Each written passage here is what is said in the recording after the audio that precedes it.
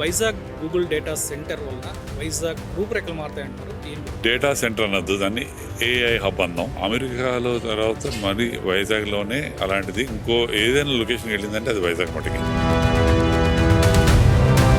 చాలా ఐటీ కంపెనీలో కూడా ఇది వైల్డ్ ఫైర్ లాగా స్ప్రెడ్ అయిపోయింది. ఇన్నాళ్ళు వైజాగ్ ఎక్కడుంది అని అడిగేవాళ్ళు సడన్గా వైజాగ్ గూగుల్ వస్తుంది కదా అని.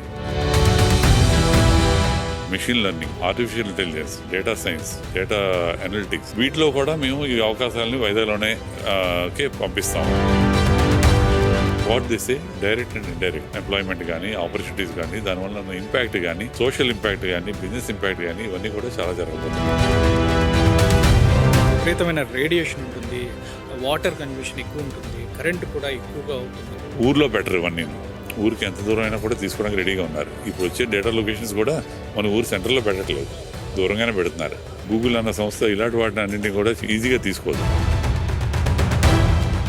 పవర్ ఏదైతే ఉందో 80% ఆల్టర్నేటివ్ ఎనర్జీస్, ఇంకా సోలారు, విండ్, ఏమో హైడల్ పవర్.